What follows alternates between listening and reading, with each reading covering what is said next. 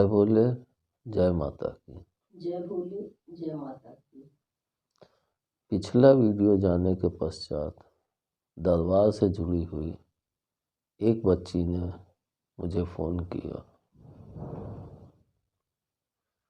कि पिताजी, मेरे साथ भी कुछ ऐसे ही अनुभव होते हैं जैसा कि आपने इस वीडियो में बताया है।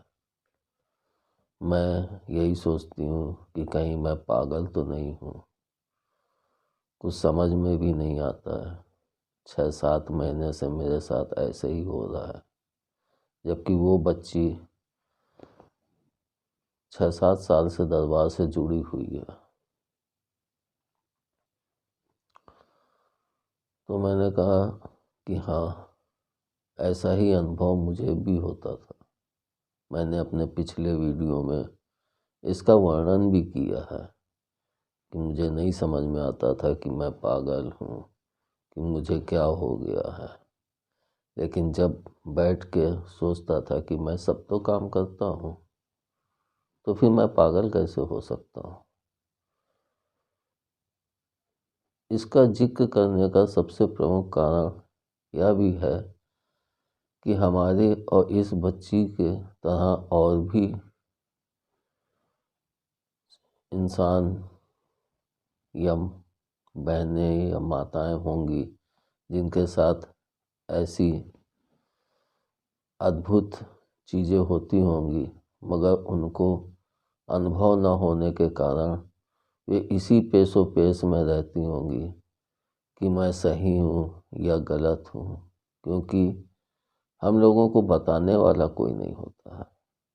शायद इसीलिए माँ ने कि तुम बोल के बताओ, जो भी बच्चे इस प्रकार से हो वो उस अनुभव को सुन के और अपने अनुभव का मिलान करके अपने आप को इस मार्ग पर आगे बढ़ा सकते हैं। उस बच्ची ने जो कुछ भी वर्णन किया था, उस वर्णन को तो मैं नहीं खोल सकता, क्योंकि हर चीज़ को खोलना उचित नहीं है। अध्यात्म मार्ग की चीज़ों को जब हम ध्यान में बैठ के उस अध्यात्म मार्ग में चलते हैं, तभी उन चीज़ों का अनुभव कर सकते हैं। इसलिए उनको प्रत्यक्ष में खोलना उचित नहीं होता है। तब मैंने उस बच्ची को थोड़ा सा डांटा भी कि तू तो काफ़ी समय से जब को संपूर्ण 1 घंटे कर भी नहीं पाती है, 10-15 मिनट में ही तू वो।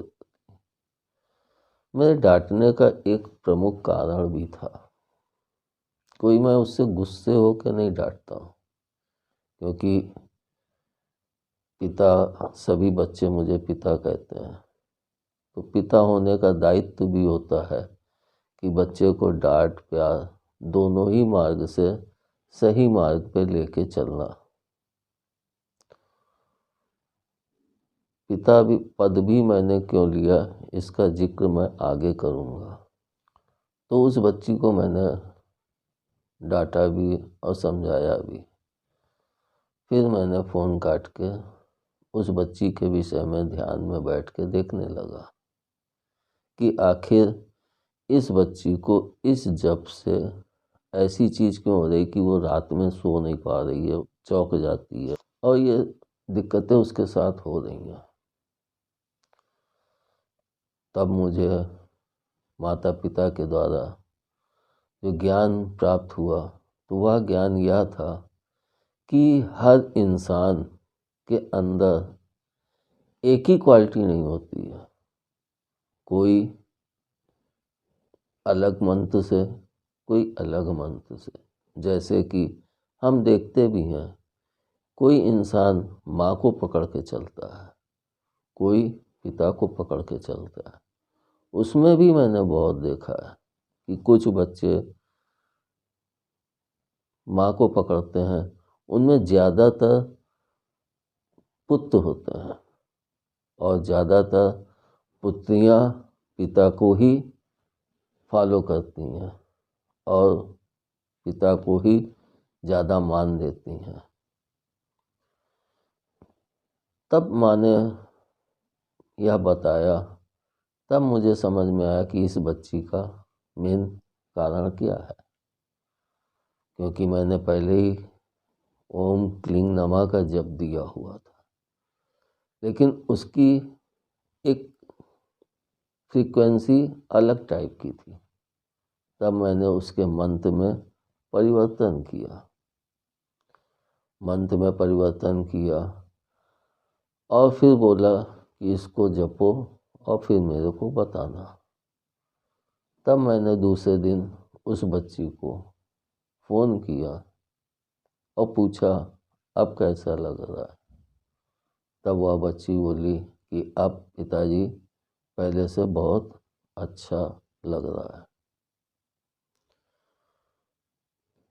क्योंकि उस हर इंसान के अंदर की क्या उसकी प्राकृतिक है, उस प्राकृतिक के हिसाब से ही अगर उसको मंत्र मिल जाता है और तब वो उसका जाप करता है तो वह जाप उसको उन्नत की तरफ बढ़ाता है। लेकिन उसकी प्राकृतिक के विरुद्ध अगर जप है तो वो डिस्टर्बेंस पैदा करता है। वो किसी न किसी तरह से हमें एहसास दिलाता है कि यह मंत्र तुम्हें सूट नहीं कर रहा है। और मेरे डांटने का कारण यह भी था कि नवीन मंत्र को लेके वह बच्ची, जब हमें डांट पड़ती है तो हम पढ़ाई बहुत अच्छे से करते हैं। इसी तरह से उस बच्ची को उस हल्की सी डांट के कारण अब वो जब जप को करेगी तो वो उसको मजबूती से पकड़ के और बड़े उससे प्रेम से और भाव से चलेगी, जिसके कारण उसके अंदर सुधार भी होगा और उसके मार्ग के आगे के रास्ते सब प्रशस्त होते जाएंगे। वह बच्ची भी इस जप को करने के पश्चात खुश होगी। हालांकि मैंने दोबारा जानकारी भी नहीं ली, लेकिन दूसरे ही दिन मैंने फ़ोन करके पूछा था, वह ठीक थी। भक्ति के भी कई मार्ग होते हैं। हर इंसान अपने भाव के अनुसार भक्ति करता है, और जिस इंसान के अंदर अदृश्य मार्ग से अध्यात्म की तरफ बढ़ने का इच्छा प्रबल होती, तो ये भी उसके अंदर की एक प्रकृति होती है। क्योंकि हम अपनी प्रकृति के अनुसार ही आगे बढ़ते हैं। जैसे कि इस बच्ची को यह एहसास हुआ तो इसकी प्रकृति के हिसाब से जप दिया। लेकिन जब 1 घंटा या आधा घंटा जो भी बैठ के करते हैं, उसके पश्चात हमारे पास दिन भर का समय होता है। कभी कभी जिस बच्चे की जैसी प्रकृति होती है वह उस तरफ इस पीरियड में जब भी उसको खाली समय मिलता है, जैसे कि किसी के अंदर संगीत सुनने की प्रवृत्ति होती है, किसी के अंदर गाने की प्रवृत्ति होती है, किसी के अंदर कि हमारे पास या बीच का समय या चलो थोड़ा सा टहल लें, तो हर एक की प्रकृति अलग है। तो उस बच्ची की प्रकृति जब आध्यात्मिक मार्ग में बढ़ने की थी तो मैंने उसको ध्यान में जप करने का मंत्र तो बदल दिया, लेकिन उसको प्रत्यक्ष में प्रभु और माँ का आशीर्वाद प्राप्त होने के लिए भी एक अलग मंत्र दिया।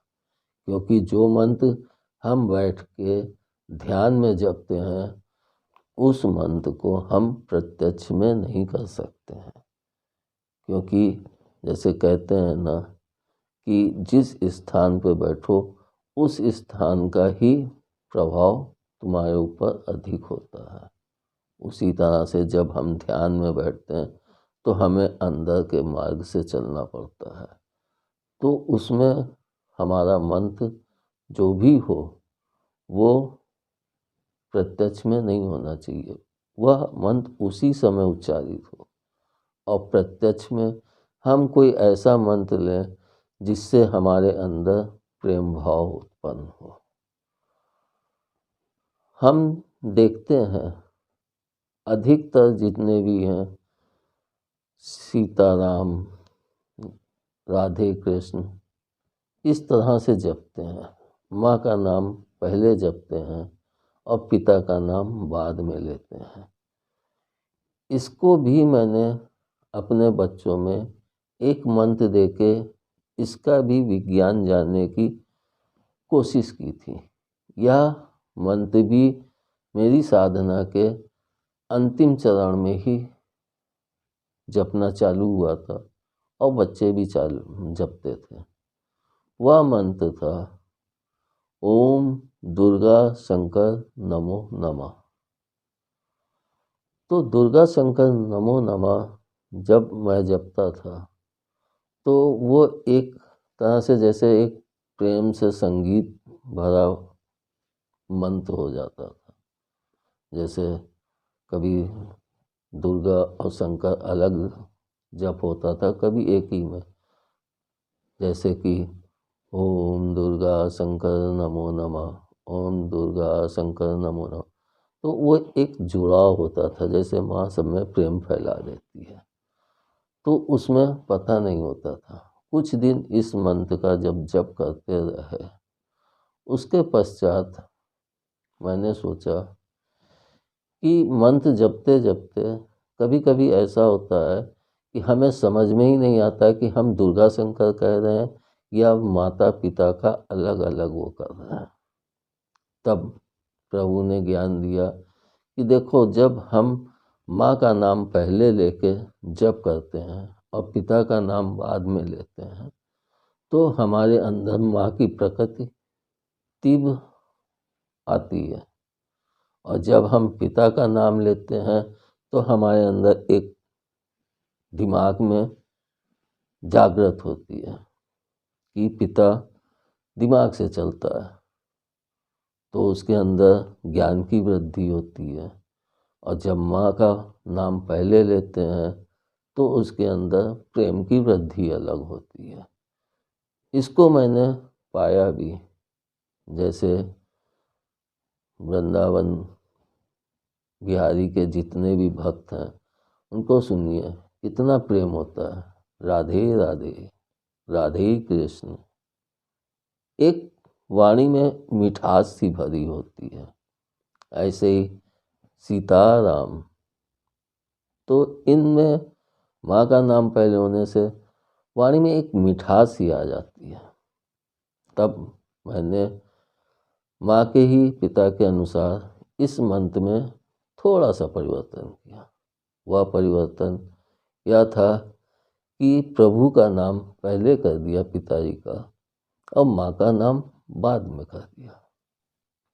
उससे क्या हुआ, जब मैं मंत्र जपता तो ओम शंकर दुर्गा नमो नमः, तो उनमें एक जुड़ाव नहीं होता था। शंकर दुर्गा अलग ही निकलते थे, जुड़ के नहीं निकल पाते थे। जिसको जपने के कुछ दिन पश्चात मुझे एहसास हुआ कि अब वह माँ के प्रेम में, जो जपने से प्रेम में वृद्धि होती थी, वो कुछ कम हुई और दिमाग के ज्ञान की वृद्धि हुई। तो इस फर्क को जानने के पश्चात मैंने यह सीखा कि हम मनुष्य इस संसार में बगैर कमाई किए अपने जीवन यापन नहीं कर सकते हैं, और उसके लिए हमें सिर्फ प्रेम से ही नहीं चलना है, प्रेम के साथ ज्ञान से भी चलना है। तब मैं अपने बच्चों से ओम शंकर दुर्गा नमो नमः का जप करना आरंभ करवाया था, और जिसका काफ़ी फर्क भी मिला था।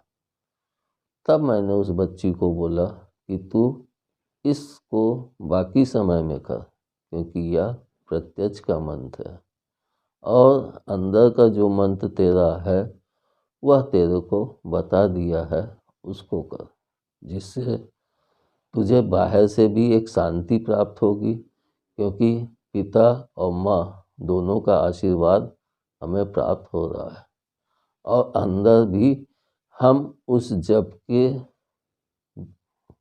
वेव्स के कारण अंदर भी उठान पे चलने लगते हैं। जैसे जैसे हमारा जप आगे बढ़ता है, हमें ज्ञान भी वहीं अदृश्य में ही प्राप्त होता है। मेरे एक बच्चे ने कहा भी कि पिताजी आप जो यह बता रहे हैं ये कुंडलनी का एक वो है। मैंने कहा बेटा मैंने आज तक कोई पुस्तक नहीं ज्ञान प्राप्त किया, मुझे नहीं पता है क्या कुंडलनी होती है क्या होता है, मैं इन सब को कुछ भी नहीं जानता। लेकिन मेरे माता पिता ने जो बढ़ा के वो एक सीधे और सरल भाषा में ज्ञान देते हुए ही बढ़ाया है, तो मैं जो अनुभव कर सका उसका वर्णन कर सकता हूँ, उसको जान सकता हूँ। लेकिन इस तरह से किताबी भाषाओं में अगर पूछोगे तो मुझे कोई भी ज्ञान नहीं है। भक्ति भी हर बच्चे की अपनी प्राकृतिक के अनुसार ही होती है। जैसे कि मैंने अपनी एक जो सबसे मेरी छोटी बेटी है सौम्या, उसको मैंने देखा जब माता पिता को नहलाती है, वस्त्र पहनाती है, तो एक जैसे बालक की भाव नहीं होता है कि हम रूठें भी, गुस्साएं भी, मनाएं भी, सब कुछ बच्चा एक अपने प्रेम में माँ के पिता के प्रेम में बहता हुआ ऐसे करता है। तो वो भी जब प्रभु को नहलाती थी और मैं अपने बगल में बैठा ध्यान में या कोई कार्य में, तो मैं उसकी वाणी कभी कभी सुनता था। जैसे प्रभु को वस्त्र पहनाती थी, कोई चीज़ पहनाने में उसको दिक्कत होती थी तो वो डांट के कहती थी पहन लो ना, मैं पहनाऊंगी नहीं, ऐसे ही नंगा नंगा खड़ा कर दूंगी। और फिर जब वो पहना लेती थी तो उसको बड़ी खुशी मिलती थी कि डांट के सुन लिए। तो ये कोई बच्चे की ये मानसिकता नहीं है कि मैं डांटूंगी तो वो पहनेंगे। उसकी यह मानसिकता है कि एक भोलेपन से, एक प्यार से वो माँ को डांटती भी है, पिता को डांटती भी है, फिर पहनाती भी है, फिर कोई गलती होती है तो माफ़ी भी मांगती है। यही तो प्रेम है। और प्रेम है क्या? तो हमें प्रेम प्रत्यक्ष में चाहिए, अथाह प्रेम चाहिए, क्योंकि बगैर प्रेम के हम इस संसार में कोई भी कार्य नहीं कर सकते। लेकिन कहीं पे हमें प्रेम को पीछे रख के दिमाग से आगे चलना पड़ता है। जैसे कि हम मान लीजिए नौकरी कर रहे हैं, तो वहाँ पे अगर हम जाके प्रेम का पुट तो रखें कि थोड़ा प्रेम भी हो, लेकिन दिमाग का पुट ज़्यादा रखें। अगर वहाँ पे हम अधिक प्रेम ही फैलाएंगे तो हमारा बॉस कह सकता है तुम काम क्या करते हो, तुम कहाँ खोए रहते हो, तुम्हारा दिमाग कहाँ है। इसलिए दिमाग से काम करना चाहिए और प्रेम का वातावरण अपने आसपास निर्मित करते रहना चाहिए, जिससे लोगों के अंदर मेरा एक गुडविल बने। मेरे शब्दों में अंग्रेजी और वो दोनों मिक्स होता है, लेकिन मुझे जैसे ही बोलना आता है मैं वैसे ही बोल रहा हूँ। हर बच्चे की अपनी क्वालिटी के अनुसार ही वार्तालाप करनी चाहिए, किसी दूसरे की नकल नहीं करनी चाहिए। इसीलिए मैं भी माता पिता के इस आदेश को लेके ही चल रहा हूँ कि मेरी जो क्वालिटी है, जो मुझे ज्ञान प्राप्त हुआ प्रभु से, माँ से, वो मैं अपनी ही वाणी में आप लोगों के सम्मुख रखूँ। जैसे कि माता ने कहा भी है, इस धरा पे प्यारे सब कुछ धरा ही रह जाएगा, कुछ कर्म कर ले प्यारे जीवन सफल हो जाएगा। इसलिए हम प्रभु के उस मार्ग पे 1 घंटे ही कदम बढ़ाएं, लेकिन बढ़ाना आरंभ करें। अगर हम आरंभ नहीं करेंगे तो उस मार्ग पे बढ़ के उस मार्ग का कोई भी ज्ञान हम नहीं प्राप्त कर सकते हैं। इसलिए प्रभु के ध्यान में 1 घंटा या आधे घंटे से तो कम होना ही नहीं चाहिए, और हम प्रत्यक्ष से भी विमुख ना हो, क्योंकि हमें इस संसार में सब कुछ प्रत्यक्ष में ही चाहिए। अगर परिवार है तो धन भी चाहिए, और धन चाहिए तो उसके लिए हमें कमाने का तरीका भी आना चाहिए। इसलिए मानव जीवन में प्रत्यक्ष के लिए हमें हमेशा अपने दिमाग और प्रभु के अनुसार ही आगे बढ़ता रहना चाहिए। आप लोग मेरे मुंह से दरबार शब्द अक्सर सुनते होंगे, तो सोचते होंगे कि दरबार क्या है। जब मैं साधना की शुरुआत में प्रवेश किया था, तो जैसे कि मैं अपने घर में देखता था, प्रभु बैठा ले जाते थे ऊपर सिंहासन, फिर उसके आगे सिंहासन, फिर उसके आगे सिंहासन, मतलब एक ऐसे ढलान टाइप से या सीधे सीधे ऐसे बैठा ले कि एक ही जगह सब जगह रख दिए, मतलब एक खिचड़ी सी पका दी। लेकिन जब मैं पूजा करता था तो माता पिता को नहलाता था, नहला के जब उनको बैठालता था, तो मेरी एक आदत होती थी कि मैं आगे पीछे नहीं बैठालता था, माता पिता को फ्रंट में बैठालता था। और फिर जैसे दरबार में साइड में सिंहासन लगे होते थे, इस तरह से मैं बाकी गणेश जी, बाकी लक्ष्मी जी ऐसे साइड में उनके सिंहासन को रखता था या मूर्तियाँ रखता था। तो मतलब एक प्रभु के उस स्थान को एक दरबार की रूप में सज्जित करता था, तो मैं उसको हमेशा दरबार ही कहता था। और जब बैठ के वहाँ जप और ध्यान करता था या प्रभु को सजाता था, शिवलिंग को सजाता था, तो एक आनंद की अनुभूति होती थी। जब ध्यान से उठते थे 1 घंटे पश्चात, तो बड़ी शांति और बड़ा ही हल्कापन महसूस होता। तो मैं उसको आनंद दरबार नाम से पुकारने लगा, जहाँ पे बैठ के मुझे आनंद की प्राप्ति होती थी। एक तरह से हम ये भी कह सकते हैं कि इस आनंद को, प्रभु के उस आनंद की प्राप्ति उन्हीं के दरबार में बैठ के प्राप्त होती थी। तो आनंद दरबार के नाम से मैं प्रभु के उस दरबार को ही संबोधित करता हूँ, और मैं उनका सेवक हूँ। इसलिए जो भी बच्चे जुड़ते हैं, तो मैं उनसे यही कि दरबार से जुड़ो। दरबार से जुड़ोगे तो प्रभु और माँ का आशीर्वाद और दिशा निर्देश दोनों प्राप्त होते रहेंगे, जैसे कि मुझे प्राप्त हुए। और मैं माता पिता से हमेशा यह प्रार्थना भी करता था कि हे माँ, इस मार्ग पे चला तो रही हो, मुझे कोई इसका ज्ञान भी नहीं है, संभालना भी आप ही, और माँ राह भी आप ही दिखाना।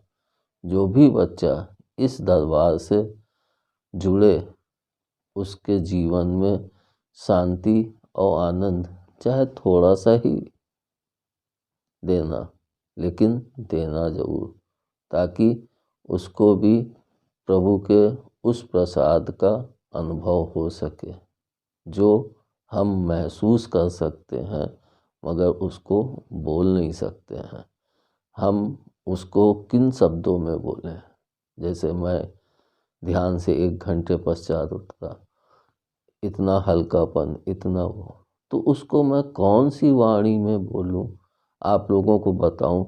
क्योंकि हम अनुभव कर सकते हैं, लेकिन अनुभव का वृत्तांत उतने अच्छे से नहीं वर्णित कर सकते हैं।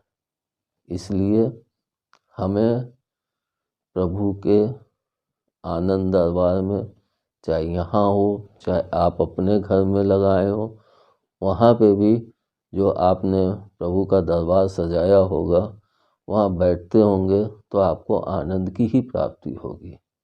तो प्रभु का दरबार आनंद दरबार है और मैं प्रभु का सेवक हूँ, मतलब आनंद दरबार का सेवक आनंद है। धन्यवाद। जय बोले, जय माता। जय बोले, जय माता की।